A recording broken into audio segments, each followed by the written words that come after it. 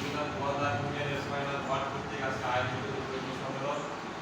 এই কর্মী সম্মেলনে উপস্থিত আছেন হাকিম উপজেলা সংগ্রামী সেক্রেটারি হাকিম উপজেলা সংগ্রামী বাহানি আনন্দ ভাই সেক্রেটারি ভাই আমার সামনে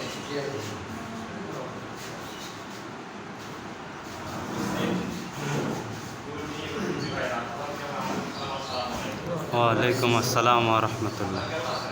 আলহামদুলিল্লাহ ভালো আছি।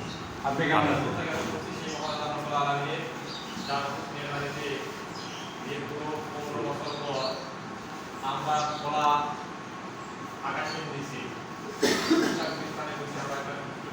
করতে পারতেছি। আল্লাহ তাআলা আমাদেরকে এত সুন্দর একটি প্রোগ্রাম করার সুযোগ দিয়েছেন। সেই মহানবীয়তা আলহামদুলিল্লাহ।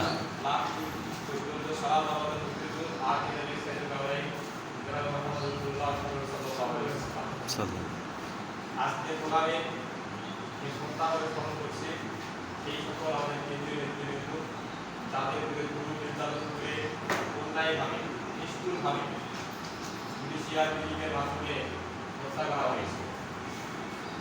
আমি জানি আলী আসাম মোজাই প্রায় সহ নির্বাচনী অনেককেই বের করে দেওয়া হয়েছে। এই সকল ভাইদের হত্যা করছি ও তাদেরকে হত্যা করে করা হয়েছে। সেই সঙ্গে আজকে বিগত ১৫ বছর ধরে রাজনৈতিক বিভিন্ন কর্মসূচি পালন করতে গিয়ে রাজপথে হাজার হাজার বাংলাদেশ জামাত ইসলামী নেতাকর্মী শহীদ হয়েছেন, তারা রক্ত দিয়েছেন। সেই সকল শহীদ ভাইয়ের মাত্রা কামনা করছে এবং তাদের উদ্ধারে পালন করছে। এবং সেই সঙ্গে আরও প্রধান খবর করছি গত ৫ই আগস্ট এই সরকারের পতনের পিছনে যে সকল ছাত্রবৃন্দ নেতৃত্ব দিয়েছেন, আন্দোলন করেছেন, দুর্বার আন্দোলন, শুধু আন্দোলন নয়, দুর্বার আন্দোলন করে তুলেছিলেন। এই আন্দোলনের মাধ্যমে এই পরিচাশী সরকারের পতন ঘটাতে বাধ্য করেছিল আল্লাহ তাআলা মেহেরবানিতে এবং তাদের সহযোগিতায় আল্লাহ তাআলা একটা জালেম শাসককে আমাদের উপর থেকে উঠাই নিয়েছেন, সরিয়ে নিয়েছেন, এমনকি দেশ থেকে পালায়ন করতে সে বাধ্য হয়েছে। পৃথিবীর ইতিহাসে এরকম কোনো নজির নাই যে ক্ষমতাসীন সরকার তার বঙ্গবন্ধ সহ দেশ থেকে পলায়ন করে দেশের জনগণের হয়। এরকম ইতিহাস পৃথিবীতে নাই। এটাই বাংলাদেশ একটা ইতিহাস ছবি করল বাংলাদেশ হওয়ার নেই। প্রধান শেখ হাসিনা যে সকল ছাত্রছাত্রী এই আন্দোলনে শহীদ হয়েছে তাদের রোগের মাত্রা কামনা করছি এবং তাদেরকে প্রত্যাবরণ স্মরণ করছি এবং যারা অসুস্থ হয়েছেন, যারা গুলিবিদ্ধ হয়েছেন, আহত হয়েছেন, যারা বিভিন্ন হাসপাতালে কাজ করছেন, চিকিৎসা নিচ্ছেন, তাদের প্রতি দ্রুত সুস্থতা কামনা করছি। সম্মানিত উপস্থিতি, আমি আপনাদের সামনে ছোট্ট একটি আয়াত তেলাওয়াত করেছি। যে আয়াতের অর্থ আল্লাহ তাআলা বলেছেন যে আয়াতুল্লাযিনা আমানু ওয়া আমিলুস সালাতি তিজারাতুন তুনজিকুম মিন আযাবিন আলীম। এই ইমানদারগণ, আমি কি তোমাদেরকে এমন একটি ব্যবসার কথা বলবো না যে ব্যবসায়ী করলে কি কঠিন যন্ত্রণার সাথে থেকে তোমরা মুক্তি পাবে। আল্লাহ তাআলা একটা ব্যবসার কথা বলছেন, তিজারাত শব্দ হলো ব্যবসা। আচ্ছা, এই ব্যবসারে প্রতি তুমিনুনা বিল্লাহি ওয়া রাসূলিহি ওয়া তুজাহিদুনা ফি সাবিলিল্লাহি বিআমওয়ালিকুম ওয়া তুমিনুনা বিল্লাহি, তোমরা আল্লাহ তাআলার প্রতি ঈমান আনয়ন করবে, ওয়া রাসূলিহি, এবং রাসূলের প্রতি ঈমান আনয়ন করবে। আল্লাহ তাআলার প্রতি ঈমান আনা এবং রাসূলের প্রতি ঈমান আনা মানে হলো এক সত্যভাবে আল্লাহ তাআলার সাথে চলতে হবে এবং রাসূল সাল্লাল্লাহু আলাইহি ওয়াসাল্লামের আনুগত্য করতে হবে। তুজাহিদুনা ফি সাবিলিল্লাহি বিআমওয়ালিকুম ওয়া তুজাহিদুনা খায়রুল লাকুম। আজ করতে হবে আল্লাহর জন্য, আল্লাহর দিন কায়েম করার জন্য সংগ্রাম করতে হবে, লড়াই করতে হবে, আন্দোলন করতে হবে, করতে হবে।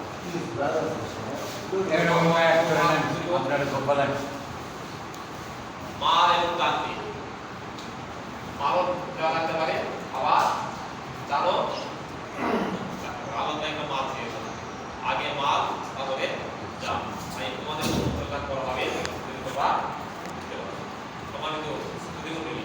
বাংলাদেশ জামাত ইসলামী বাংলার জন্য দিন কায়েম করার যে আন্দোলন চালিয়ে যাচ্ছে, আজাদ বিরোধার মধ্যে এই কাজকে স্তব্ধ করতে গিয়েও পারে নাই। কত কত শতাব্দীর পর শতাব্দী এই পৃথিবীতে আল্লাহর জন্য দিন কায়েম করার কাজ আল্লাহ তাআলা কোনো না কোনো কিছু বান্দাকে দিয়ে করিয়ে থাকেন।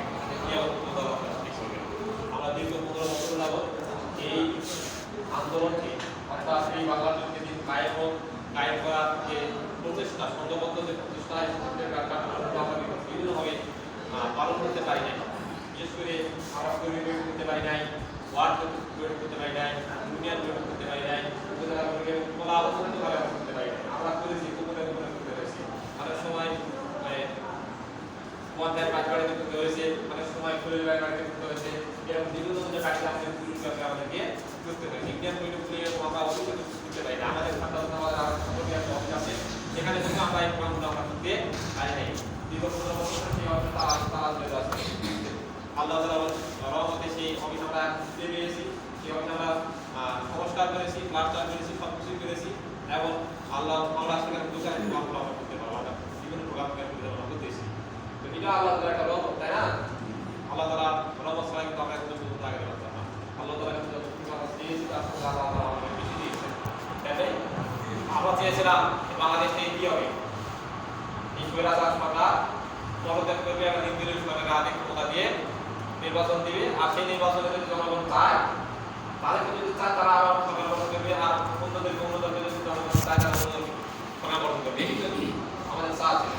কিন্তু আল্লাহ তাআলা আমাদেরকে বেশি দিয়েছেন এজন্যই যে তাদের যুগ নির্যাতন মানে এমন একটা পর্যায়ে গিয়েছিল যে এইটা এক মাইন্ড ভাই এখানে আছে, তোমার 24টা মামলা, তোমার 24টা মামলা, আমার 4-5টি মামলা, যদি বয়স কমে 9টা মামলা। এই লোকটা কি কোনো অপরাধ করতেছিল না? এখানে আহত উপজেলায় কোনো অপরাধ সংঘটিত কখনোই হয় নাই।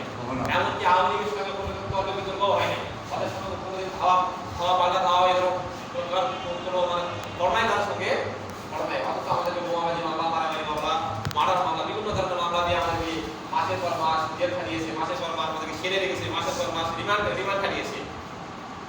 এত কষ্ট দিয়েছে, এত দূর করেছি, এই দুর্নীতির হাত থেকে একদম আমরা নিরাশ হয়েছিলাম। তখন আমরা আর ভাই থেকে আমরা আত্মটা পাবো না। বান্দা যখন যেখানে নিরাশ হয়ে যায়, আল্লাহ তাআলার সাহায্য সেখান থেকে শুরু হয়ে যায়, তাই না? আমরা নিরাশ হয়েছিলাম, নির্যাতন সহ্য করতে করতে আমরা নিরাশ হয়েছিলাম, কিন্তু আল্লাহ তাআলা ছাত্রদেরকে যেমন আমরা সাহায্য করলেন, এই সরকারকে উৎখাত করে ছাড়লেন। শুধু উৎখাতই নয়, বাংলাদেশ থেকে পলায়ন করতে বাধ্য হলেন। সম্মানিত উপস্থিতি, এই সুযোগে আমাদের সংগঠনকে উৎসাহ দিতে হবে, সংগঠনের কার্যক্রমগুলো বেশি বেশি করে তুলতে হবে, সংগঠনকে শক্তিশালী করতে হবে। এই সময় আমাদের 4টি কাজকে বেশি প্রাধান্য দিতে হবে। যেটি আমিরে জামাত মানে বিশেষ করে গুরুত্ব দিয়েছেন, তার 1 নম্বর কাজটি হলো সংগঠনকে সম্প্রসারণ করতে হবে। এখন সংগঠন কীভাবে সম্প্রসারণ করবো? আমরা যেখানে আসি জানি ভাই যার সঙ্গে দেখা হবে, যেখানে আমরা ক্লাস করা করি, যেখানে আমরা বসবাস করি, আমরা প্রত্যেককে সংগঠনের দাওয়াত দেব। এভাবে আমাদের দাওয়াতকে সর্বসাধারণের মাঝে আমাদের পৌঁছায় দিতে হবে। 2 নম্বর কাজটি আমাদের সংগঠনকে শক্তিশালী করতে হবে।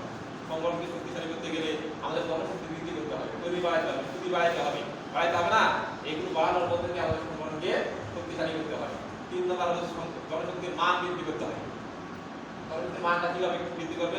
একজন আমাদের স্কুলে ছিল, আমাদের কিন্তু সহযোগী সদস্য কর্মকর্তার মাধ্যমে আমাদের সহযোগী সদস্য হয় নাই, কিন্তু আমাদের যদি আমাদেরকে ভালোবাসে, আমাদের অর্থ দিয়ে বিভিন্ন সহযোগিতা করে, এদেরকে আমরা সহযোগী সদস্য কর্মকর্তার মাধ্যমে সহযোগী সদস্য বানাই নেব। আবার যারা সহযোগী সদস্য আছেন তাদেরকে কর্মী বানাই নেব, যারা কর্মী আছে তাদেরকে নতুন বানার চেষ্টা করবো। এইরকম করে আমাদের জনশক্তি যারা আসন করবে, এদের এই জনশক্তিগুলোর মান আমাদের বৃদ্ধি করতে হবে। আর পরিশেষে আরেকটি কথা বলেছেন, সংগঠনের অর্থকে সমৃদ্ধ করতে হবে। যেটি হুমায়ুন কবির তার সাংবাদিক বক্তব্যে বলেছেন, সংগঠনকে শক্তিশালী করতে গেলে আমাদের অর্থের বিকল্প নাই। আমিরে জামাত বিভিন্ন দেশের বিভিন্ন প্রান্ত থেকে আমিরে জামাতই নয়, বিভিন্ন নেতৃবৃন্দ, জেলা নেতৃবৃন্দ থেকে শুরু করে কেন্দ্রীয় নেতৃবৃন্দ পর্যন্ত বা বিভিন্ন সংস্থা তারা মানসিক পাশে দাঁড়াচ্ছেন এবং তারা কোটি কোটি টাকা থেকে তারা আমাদেরকে কি বিতরণ করতেছে, তারা দিচ্ছেন। এটা আমাদের কোথা থেকে আসবে? আমাদেরকে দিতে হবে না, আমাদেরকে আপনি দেবেন, আমি দেব, এলাকার মানুষ দিবে। এই টাকাগুলি মানুষের সেবায় ব্যবহৃত হবে, সংগঠন পরিচালিত হবে, সংগঠনকে শক্তিশালী করার কাজে মানে এই অর্থকে ব্যবহার করা হবে। আপনারা বা আমরা যে অর্থগুলো এই সংগঠনকে দিই, এই টাকাগুলো অযথা বিকাশ নষ্ট হবে না, অযথা করা হয় না। এরা প্রকৃতপক্ষে যেখানে খরচ করা প্রয়োজন, যাকে সেবা দেওয়া প্রয়োজন, তাকে সেবার মাধ্যমে এই অর্থগুলো খরচ করা হয়।